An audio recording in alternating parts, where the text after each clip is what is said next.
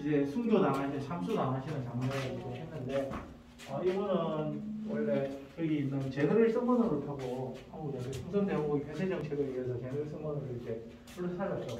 원래 하노브 교회 출신인데 영국에 1863년에 중국 상하이 지역에 사역을 하셨어요. 23세. 근데 이제 거기에 사역하시는데 선교 본부는 이 상하이 거점을 중심으로 사역하자고 하는데 저를 보이죠. 저를 잘생긴 저를. 그런데 이분은 이제 좀 더 내지에 중국인들이 많이 있어요. 두 번째 선교 사역을 갈등이 있었는데 이제 내지에 잠시 갔다가 돌아왔는데 부인하고 자녀가 한 살 된 자녀가 죽은 와보니 너무 신적인 충격이었고 선교부가 갈등되고 선교사를 사임했어요. 영적인 침체 속에서. 근데 그곳에서 계시다가 조선에 대한 소식을 듣고는 연결돼서 1865년에 백령도에 가서 2달 동안 계시면 주기도문을 번역하고 사역을 하시고 돌아가셨어요. 그 다음에 이제 조선에 선교사를 오기 위해서 준비하는데 프로이센 제국에서 이제 통상관을 이분이 이제 한국에 왔다는 이야기를 듣고는 이제 통역하고 이렇게 모시고 오려고 했는데 갑자기 프로이센 제국이 그때는 막 이렇게 총동기였지 않습니까? 그게 서구 사회로 열광들이 막 서로 각 축전을 하고 그때 뭐 가고 나니 그게 취소됐는데 그때 마침 미국에 이제 제너럴 서머너 장선이 이제 갈 때 함께 탑승하셔서 거기 이제 오신 거예요. 이제 통역하고 이걸 한다. 근데 대동강에서 아시다시피 물이 빠지고 되고 형성되고 처음에는 좀 좋은 관계였는데 그 평양하고 이제 정부에서 와서는 이제 그래가지고는 이제 고렙 사장에서 이렇게 참수를 당하신 거죠. 그때 성경책을 던지고 빨간 보자기에 성경을 썼는데 그때 이제 참수를 당하셨어요. 그게 끝이에요. 근데 우리가 생각하기에는 참 허무하고 선교사로 왔는데 뭐 아무것도 못했다고 생각하는데 근데 이 토마스 선교사가 우리에게 준 귀한 메시지 한국교회에 끼치는 영향이 아주 크다고 생각할 수가 있습니다. 그래서 바로 그 이후에 한국에 선교사로 오기를 원하는 사람들의 마음 가운데 적어도 한국에 조선에 온다는 선교로 오겠다는 것은 순교하겠다는 각오가 없이는 없어요. 처음에 사람이 죽었는데 그죠? 그렇지 않습니까? 그죠? 그리고 이때 26이었는데 이 이후로 우리 한국에 왔던 모든 선교사들 그때 평균 연령이 27세였어요. 젊은이들. 이 사람이 순교의 소식을 들을 때 많은 젊은이들 마음 가운데 우리도 복음을 위해서 그 불쌍한 영혼들 추념을 하지 못하는 그 땅을 위해서 Let us complete the task in our generation이라고 SBN 운동이 미국이 그때 일어났는데 수많은 젊은이들이 헌신했는데 그때 그 중에 정말로 헌신된 죽기를 각오한 헌신된 젊은이들이 온 땅이 이 조선 땅이었어요. 그들이 젊음을 바치고 자녀가 죽고 우리가 알듯이 홀 선교사님 이렇게 로제타 홀 선교사님 이야기 아까 전에 그 선교사님 봤던 선교사님이 영상을 부인이 만드셨는데요. 로제타 홀 선교사님은 고려대 내 정신을 만들고 맹학교 여자 첫 번째 여성이었어요. 저분이 의대를 졸업할 때가 됐는데 제임스라는 남자가 청혼을 했습니다. 멋있고 그 의대 같이 졸업한 친구인데 근데 그때 거절을 했습니다. 청혼을. 윌리엄 제임스가 그래서 제임스가 충격을 받았는데 왜 안 하냐고 나는 조선에 선교사던가 그리고는 조선에 여자가 효력이 당신은 왔는데 6개월 뒤에 제임스가 조선으로 선교사로 왔습니다. 그리고 결혼했습니다. 근데 이들이 와가지고 제임스가 와서는 평양 지역에 사역을 갖다 이주를 올려가지고 주님 부름을 받고요. 둘째 딸로 근데 그녀는 이곳에서 평생을 살렸죠. 그 아들 셔워드이 나중에는 결핵 퇴치 운동을 하고요. 그 간호사가 그 어머니와 같이 있던 간호사가 결핵에 죽는 걸 보고 충격을 받아 미국 땅에 가서 공부를 들어가서는 우리나라에 결핵 퇴치 운동을 하고 사용했습니다. 그러면 보십시오. 이 선교사들 한국의 조선의 땅의 선교사들은 그저 그런 사람이 온 게 아니라 철저하게 헌신자인 자들이었습니다. 그럼 토마스 선교사님 죽고 난 뒤에 그냥 끝난 게 아니라요. 참 재밌는 일이 있습니다. 토마스 선교사님 그 성경책을 던진 성경책을 주었던 소년이 12살 소년 최치량이라는 소년이 있습니다. 이 소년 성경책을 두고 무서워서 이게 금서고 그래서 영문주사했던 방식 박영식이 갖다 줬습니다. 근데 그 평양 영문주사였던 박영식은 그 성진첩을 받아가지고는 종이가 대학 시절이니까 어떻게 했냐면 위를 보십시오. 어쩔 수 없어. 그렇죠. 그러니까 벽지를 썼는데 그냥 벽지가 아니고 그걸 쳐다보면 어떻겠습니까? 말씀이 아까 얘기했죠. 말씀이 역사하는데 조선 땅에는 선교사가 오기 전에 말씀이 먼저 왔습니다. 우리가 알듯이 이수정을 통해서 그 이수정이 누구냐 민비를 얻고 뛰었던 사람이에요. 그래서 나중에 그 민비 그 죽음이 있을 때 민비를 얻고 그 사람이 공을 얻으마다 일본에 같이 통상관들과 갔을 때 그곳에 있었는데 그곳에서 나중에 언더우드 선교사님하고 한글을 배우셨습니다. 일본 한국 보기 시작했는데 여기서 누가복음 복음을 바꾸는 누가복음 쪽복음을 만들었습니다. 그리고 북쪽 만주 쪽에는 존 로서 맥켄타이저 선교사님인데 그때 한국의 최초의 7명의 세례받은 청년들이 그 사람들은 인삼을 팔러 다녔습니다. 무역을. 그런데 그때 선교사님들 만나고 예수를 믿게 되고 교회가 생기기 전에 말씀이 번역되고 마가복음 쪽복음하고 그리고 그들이 교회가 생기고 선교사님 오기 전에 이런 일이. 그런데 박영식이 이걸 쳐다보다가는 계속 그런데 예수를 믿게 됐어요. 나중에 그 박영식이 있었던 그것이 열다리골 교회가 됐는데 그 교회가 1907년에 장대현교회, 한국교회 대부흥 역사가 있었던 장소였습니다. 토마스 한 명이 온 게 아니라 방금 사라졌습니다. 토마스 뒤에는 토마스 한 젊은이 온 것이 아니라 그 주님이 함께 하셨던 거예요. 나중에 전신왕에 보면은 한석진 목사가 평양 사역을 하면서 목사가 되어요. 이 토마스 선교사를 참사했던 갑자기 생각나. 무식이는 나중에 영수가 되게 예수를 믿게 돼. 그 조카가 레이노젤 선교사님과 함께 구약 성경을 번역하는 데 가장 적극적으로 모셨습니다. 그보세요. 한 순간 한 사건 한 사람이 한국 땅에 왔을 때 참 비참한 죽음이에요. 근데 그 피가 그 씨앗이 지금은 정말로 엄청난 열매들을 그렇게 하신 것입니다. 이것이 하나님의 부속사라고 얘기합니다. 리뎀션 스토리. 우리가 세계 역사를 볼 때 세상 사람 중심으로 위대한 인물들 중심으로 공부를 하지만 믿음의 사람들은 성경의 원리대로 바로가 왕이었지만 아무도 바로가 누군지를 모릅니다. 바로는 이집트의 왕의 통상적인 명칭입니다. 그러나 우리는 요셉을 압니다. 그렇지 않아요? 피세르크세스가 있었는데 아수에로 왕이 있었는데 우리는 에스더를 통해서 역사하신 하나님을 기억합니다. 다니엘을 통해서 역사하신 하나님. 지금도 하나님은 세상에 보이는 유능한 사람을 통해서 역사하신 하나님이나 믿음의 사람들을 통해서 구속의 역사를 펼쳐나가신 하나님입니다. 이것이 성경입니다. 한 분 한 분 설명드리면요. 참 귀하면 헤롯 선교사님은 제일 처음 양화진에 묻히신 분입니다.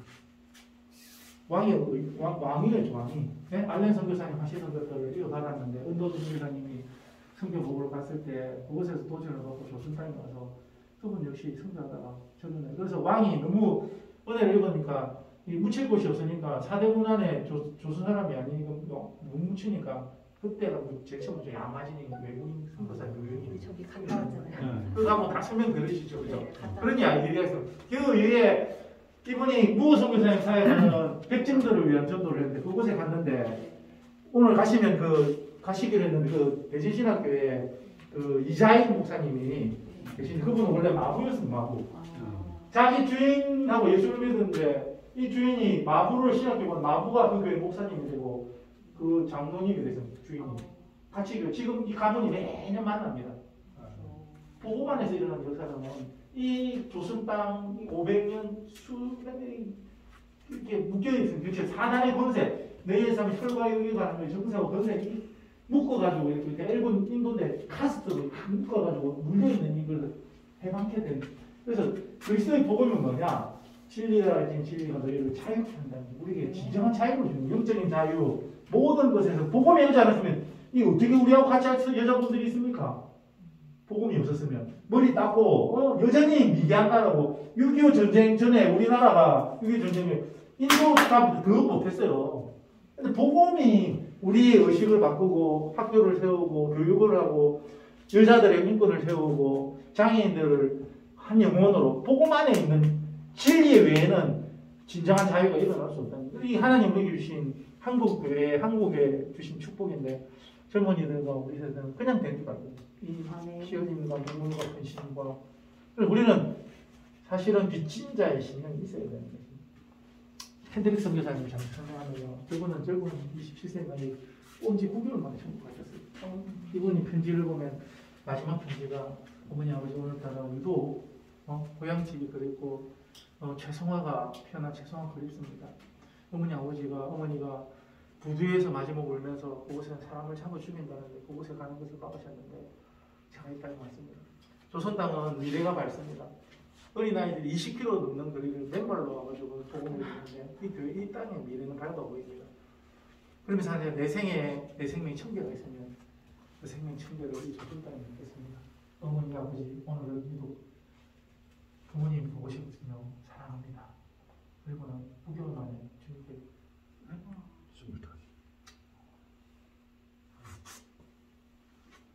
이게 성경입니다. 뭐 설명하면 다 설명하면 시간이 오늘 한 명에서도 이제 끝이 안 날 것 같은데 참 정말로 귀한 우리 선교사님들. 네. 호미 같은 걸 이게 호멜라는 게 뭐냐면 아까 전에 얘기했잖아요.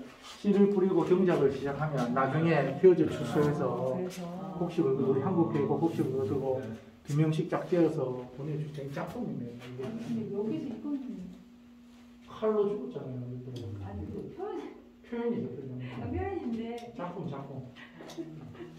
칼을 너무 많이 여기서 쓰는 거예요. 그러니까 보통 사람 같으면 이게 작품을 이분이 이걸 표현한 게 예술 선교사님이 하신 거예요. 이게 소래교 우리나라 처음 항해를 해서 소래교 한석진 목사님하고 최치량이라는 분이라고 한석진 목사님하고 있었지. 원래 완전 음악이 음악하면 네. 피한 사진이 옛날. 그런데 10명씩 살고 막 열심히 살고 막 뭐 언더우드 뭐 이런 분들은 다 아시니까 설명 안 할게요. 자 이제 한 명씩 누워야 됩니다. 이제 누워야 됩니다. 이제. 태어난 애들 옆에다가 이 글귀 딱 갖다 놓으면 흙으로 돌아다니냐. 태어나자마자 죽으라고 얘기합니다. 아니 그러니까 너가 태어나서 살더라도 어차피 너는 흙으로 갈 거니까 잘 살아. 그러니까 보세요. 이제 결론을 할게요. 이제 보세요. 우리가 이제 유한한 인생이잖아요. 한 번 사는 생이잖아요. 네. 안개하고 짧은 생인데. 네. 근데 이 많은 젊은이들 선교사들이 그들의 삶을 초계처럼 던질 수 있었던 것은 유한한 인생 가장 가치 있는 무한한 것을 위해서 영원한 것을 위해서 바꿨던. 아까 전에 밖에서 얘기했잖아요. 사람들은 하나님의 귀한 생명을 아무것도 아닌 것을 위해서 평생을 살면서 마지막 죽을 때 내가 집이 많다고 자랑하고 죽겠습니까? 이번에 어느 선생님이 여자분이 천국 가시면서 이제 유산 남겨주는데 그 제자가 목사가 된 그 제자한테 준대서요. 그래서 우리가 그걸 그 제자가 받고 우리한테 성교에서 사실 장학금 주겠다고 얼마고 그러니까 10억 넘는데 20억인데 세금 30% 되고 뭐 형제들이서 혼자 독신이었어요. 와 좋아했는데 알고 보니 이게 복잡하게 돼서 나중에 그래서 그걸 안 하기로 우리는 그냥. 그런데 그게 무슨 의미야? 평생 살면서 유산이 무슨 의미, 돈이 무슨 의미? 뭘 남기고 가겠습니까? 천국 간데 하나님 나는 좀 차 좋은 거 타고 왔습니다. 뭐 집도 좀 괜찮았고요. 뭐 그건 아무 의미가 없잖아요. 그런데 이 많은 젊은이들은 비록 보기에는 참 짧은 생을 살고 토마스 전도 한 명도 못했습니다. 뭐 했습니까? 죽었잖아요, 그냥. 응? 아무것도 없잖아요. 그런데 세월을 지나서 지금 와보니 그 희귀한 신은 한 민족을 살리고 한 나라를 살리고. 저도 우리 외갓집이 이제 가덕도에 요즘 신공항 그 땅 팔지 말고 있으면 우리 가쁜데 외갓집 분갓집이 있는데 우리 할머니가 늘 시골 가면 한 번씩 놀러 가면 생각나는 게 그 밥 빨리 저녁에 먹고는 부시럭부시럭 새벽까지 기도하고 찬송가 부르시고. 근데 한 여인의 헌신이 정말로 많은 일들을 가문을 변화시키더라고요. 그 지역에 호주 선교사님 말을 타고 여자 선교사님 배를 타고 그 가덕 땅에 우리가 갈 때도 옛날에 빨간 버스 타고 마산에서 진해 가가지고 진해에서 빨간 버스 이렇게 뭐 배 타고 이렇게 들어가거든요. 그 당시 120년 전이면 생각해보세요. 근데 거기 끝까지 갔어요. 그래서 가가지고 저 천성이라는 마을에 그 가덕도 중에 가장 작은 마을 천성이라는 마을에 복음을 전했는데 그때 부시라는 총각이 예수를 처음 믿었어요. 근데 이번에 우리 선교 훈련받은 젊은 목사님이 강단에 섰는데 부시 총각의 4대 손이 그곳에 선교사 선교가 나간다고 하나님의 복음이 그런 거예요. 누가 남겠어요? 이거는 정말로 놀라운 하나님 복음을 가문을 변화시키고 우리 나라를 변화시키는 지금 보면 아무것도 아닌 것 같은데 선교가 나중에 하나님의 역사 가운데 기억에 남고 참 이 귀한 헌신들이 빛이 나고 그래서 여기 누가 의미 있는 일이냐 무엇을 위해 살 것인가 연한 인생 이들 어리석은 게 아니라 최고의 학문을 공부했고 그 땅에 있었으면 잘 먹고 잘 살고 의사하면서 그죠? 학자로 존경받고 신학자로 그렇지 않습니까? 일본 가실 저기 한남대의 그 가문은 제가 예전에 책을 읽어보니까 남부 전쟁의 남부 지역의 그 가문에서 8대 가문 중에 하나예요. 그 집안 땅을 지나지 않으면 안 될 정도로 부유한 유일한 상속자였습니다. 그런데 그걸 예수 믿고 구원의 은혜를 감긴 거가 다 포기하고 복음을 위해서 헌신해서 그곳에 왔습니다. 그래서 누구라고 하는데 한 번씩 누시겠습니다. 참. 너는 흑인이 흑으로 돌아가라. 관청해야지 빠져나가요. 못 나가요. 여기 성경책은 우리 안 해야 되는 빨리. 어머니가 쓰시는 잠깐 거를 누웠다가. 이렇게 올려놓은 거예요. 누워라고요? 자, 누우시오. 누시고 한 번씩 누시고 관청을 해야지 나가는데 여기 순서가. 대표로 장로님이 누우시는 거라 저는 알겠습니다. 대표로.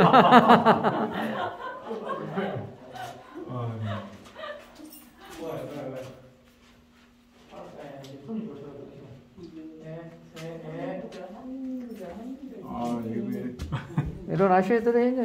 아니 그냥 일어나면 아, 안 되고 그죠, 여기 보면 나의 기도문 있잖아요. 아, 여기 잠깐만. 왔는데 온 목적이 뭐냐? 놀러도 아니잖아. 이제 남은 생을 우리의 짧은 생을 여러분 퇴직하시면 연금 나오시잖아요. 그거 받고 한국에서 어디 누행 갖고 놀러 갈까 하지 말고 이제 남은 생을 복음을 위해서 어떻게 살까? 어떻게 하나님께 드릴까? 그걸 딱 하고 마지막에 누워가지고 아니 이게 지금 말씀에 다 죽는 거가 나와요. 그러니까 다 죽어야 돼. 어차피 다 죽는데 죽어야 돼. 중요한 건 어떻게 살다가 어떻게 죽는가 아니겠어요, 그죠? 남은 생을 지금도 잘 아셨지만은 우리가 선교적인 삶, 선교사의 삶, 한국에서 직장에서 또 우리 가정에서 그래서 한번 기도문을 한번 생각하시고 고민하시고 이제 이렇게 일어서시고 이걸 이제 하시겠습니다.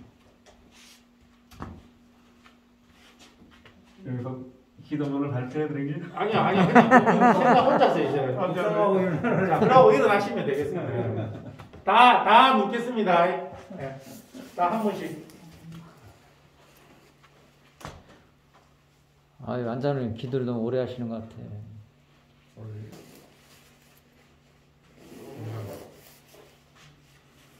아니 저기 그 교회 장로님이 뭐 아유, 한마디 듣는 게 갑자기 눈물이 나오나? 자, 다음 분. 일본에서 일어나다가 그다음에 다들 이제 1.8절만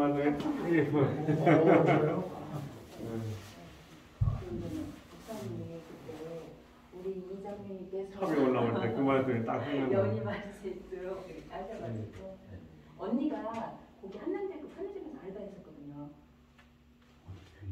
거기 한남대학교 대학 편의점 여러 개 있는데 그 저번에 공대 쪽에서 했다가 다음 우리 김동철 사장님 준비하시고. CU 자, 금은 보석은 제가 보관하겠습니다. 무슨 금은 보석 폐물은 제가 보관할 테니까 사모님 저는 걱정하지 마시고. 사장님 하시는 거 할게요. 뭘 그런 거 없어 여기는. 안 먹어서 어지러워. 응? 밥 안 먹어서 어지러워서 안 돼? 그럼 여자분들 하지 마세요. 갑시다. 아 역시 훌륭하신 아유. 분이에요. 역시. 선교사님 너무 봐주시네. 아니 왜 안 하셔? 괜찮은데. 아, 나 했어 지난번에 저기. 두 번씩 죽을 필요는 없죠. 어. 한 올 때마다 번씩. 죽어야 되는 거 아니에요? 아,